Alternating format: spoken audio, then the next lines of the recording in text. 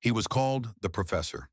To millions of fans around the globe, Neil Peart was not just Rush's drummer, he was an architect of universes, the moral compass of a generation, and the man who elevated the drums to the status of a solo and intellectual instrument.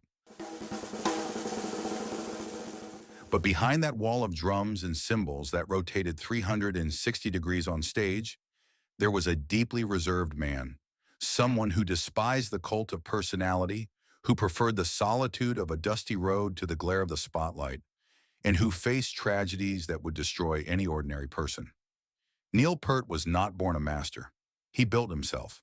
And his story is not just about music.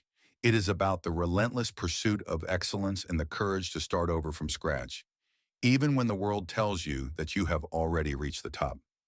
Today, we will travel the road of Neil Peart. It all began on the September 12th, 1952, on a farm in Hamilton, Ontario. Neil Elwood Peart was an introspective young man, long-legged, with an intellectual curiosity that rarely fit inside a classroom. At 13, after months of hitting everything he saw with chopsticks and sticks, his parents gave him what he wanted most, a pair of drumsticks and a promise. If he practiced for a year, he would get a drum kit. Neil didn't just practice, he became obsessed. At 18, like many young musicians of the time, he felt that Canada was too small. He took his savings and left for London, the epicenter of rock. But London was not what he expected. Neil went hungry, worked in a souvenir shop on Carnaby Street, and played in bands that went nowhere. Reality hit hard.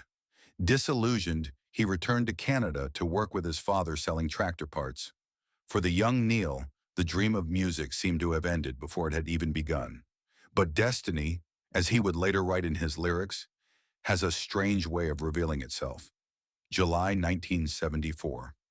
A local Toronto band called Rush had just lost its original drummer, John Rutsey, due to health issues and musical differences.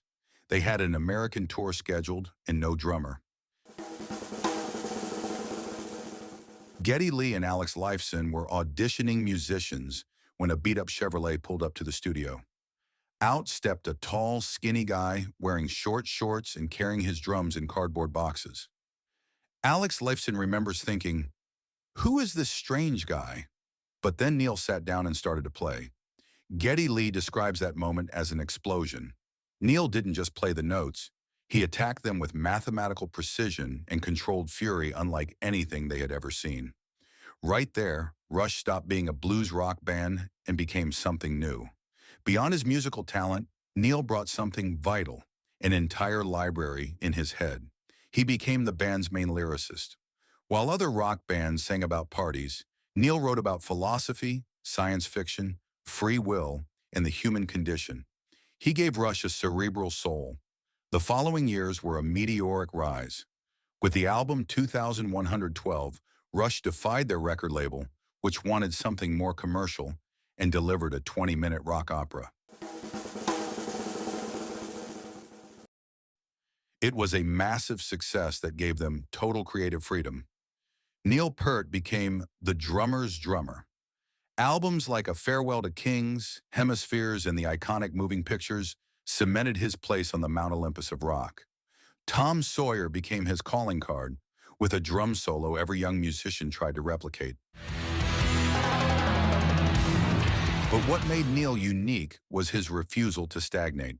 In the 1990s, he was already considered by many to be the best in the world. What did he do? He realized his style was too rigid. He sought out jazz master Freddie Gruber and, at 40 years old, decided to relearn how to play from scratch.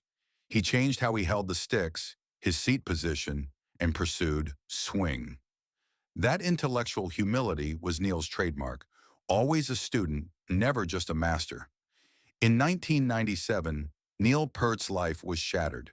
In August, his only daughter, Selena, 19 years old, died in a car accident while on her way to college. Just 10 months later, his wife Jacqueline passed away from cancer. Though Neil always said that, in truth, she died of a broken heart. In less than a year, he lost everything he loved. At Jackie's funeral, he told Geddy and Alex, "Consider me retired." Neil climbed onto his BMW motorcycle and left. The ghostwriter. He traveled 88,000 kilometers, from Canada to Mexico and Belize, crossing the Americas in total anonymity. He listened to no music. He didn't talk about Rush. He only rode and wrote in his journal. He was trying to figure out whether life was still worth living. That journey, later turned into the book Ghostwriter, Travels on the Healing Road, is what saved his mind. He found peace in motion, in solitude, and eventually in the love of a new partner, photographer Carrie Nuttall. In 2001, Neil sent a message to Getty and Alex. "I'm going to try playing a little." The return came with the album Vapor Trails. The first sound you hear on the record is a furious assault of double bass drums, Neil announcing to the world that he was back. One of the most emotional moments of this phase was the concert at the Maracanã in Brazil in 2002.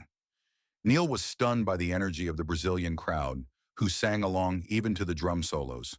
He smiled on stage, something rare for the professor.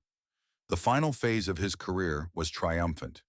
The album Clockwork Angels showed that, at 60 years old, he was still capable of composing complex works. But time is a cruel master. Neil began to suffer from tendinitis and chronic physical pain. In 2015, during the R40 tour, he knew it was the end. He wanted to stop while he could still play at the level of excellence he demanded of himself. He said goodbye to the stage in Los Angeles, walking to the front of the stage to embrace Getty and Alex, a gesture of affection he had never made before.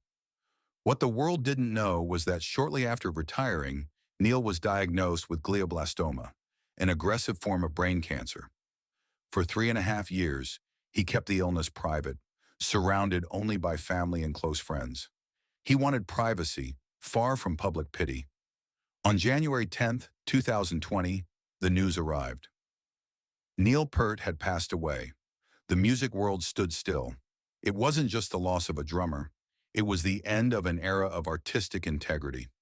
Neil Peart left us books, lyrics that are philosophical poetry, and some of the most complex rhythms ever recorded. But his greatest legacy was his example. He taught us that life is a permanent adventure, that curiosity is the antidote to aging, and that even in the darkest nights of the soul, there is a road ahead, if you have the courage to keep writing. Rest in peace, Professor. The lesson is over, but your music will echo forever. Thank you for watching.